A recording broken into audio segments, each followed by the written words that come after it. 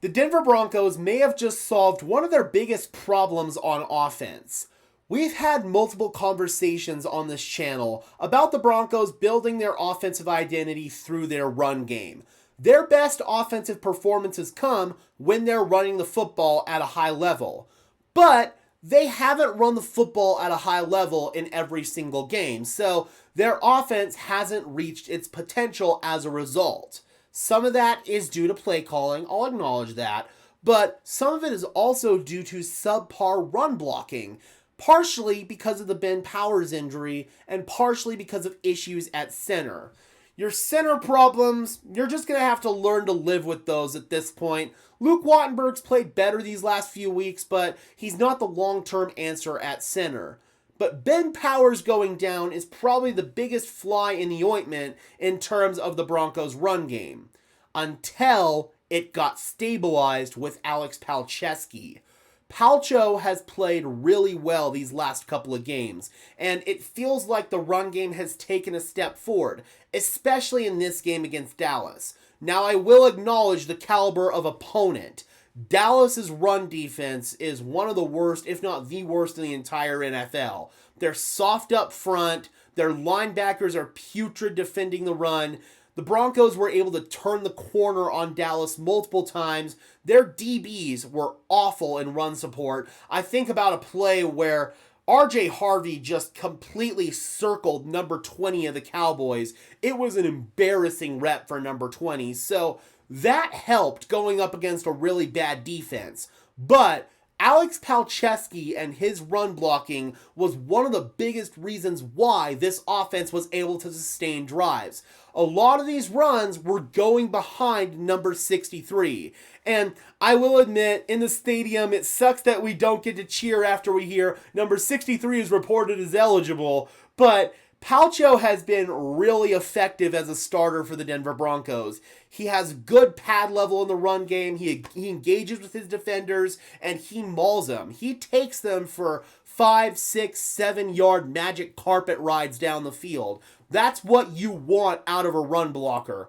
Between him and the day that Quinn Miners had blocking, it was over, man. The Broncos ran the football at a really high level. They were almost at 7 yards per carry running the ball, and the only reason why it wasn't over 7 yards per carry is because they had some ineffective runs when they were trying to run the clock out in garbage time. Like when I walked downstairs to go down to field level for like the last 2 minutes of the game, it was over 7 yards per carry for team rushing. So, yeah, man. This Broncos run game has been really effective these past couple of weeks, and it's in part to Alex Palczewski playing well. Matt Peart, he got the first crack at left guard after Ben Powers got injured, and he unfortunately suffered an injury early in the game, and the results looked like that. He looked like a player who was injured out there. He struggled a lot. Ben Powers getting hurt was a big problem for this Broncos run game, but it seems they've got it solved, at least for the time being, with Alex Palczewski. The question is, will Alex Palczewski be able to sustain that level of play as the opponents get tougher and tougher? The New York Giants game, they did run the football well in the back part of the game, but I wonder if some of that was due to the defenders for the Giants being tired, overwhelmed by the altitude in Denver, stuff like that. They might have just been gassed and the Broncos were able to take advantage of that. Denver's going to be going up against some really tough defensive lines coming up as soon as their next game in this Texans game, so Denver is going to have to prove that this wasn't a mirage, this wasn't a flash in the pan. They're going to have to show that they can still run block at a high level without Ben Powers in there. I gave Ben Powers a lot of crap in training camp in the preseason. That's because he didn't play well. A lot of his issues came in pass protection, but I don't think he suited the Broncos' transition to more zone runs well. But Denver has run a lot more power and man rushing concepts these past few weeks. Powers was able to thrive in that until he got hurt, and I think it's also what Palcho does well. They will still run some outside zone, don't get me wrong, but it's not like what we heard about in training camp in the preseason and what we were seeing in training camp in the preseason, where this is going to be an outside zone heavy team. We thought it was going to be, but that's not what it ended up being. They kind of went back to what they were good at. And that goes to show that Sean Payton is willing to evolve, and he's willing to recognize when something isn't working, and he'll kind of strip back from that. Palcho's benefited from it. Ben Powers has benefited from it. And quite frankly, the entire offense has benefited from it. So the Denver Broncos, if they can run the football in these next several games going forward, that's your formula to keep winning. And we've talked about this before. As it gets towards December and January, the weather gets colder, the wind starts blowing, it gets harder to pass the ball. That's when you need to start really leaning on your ground game.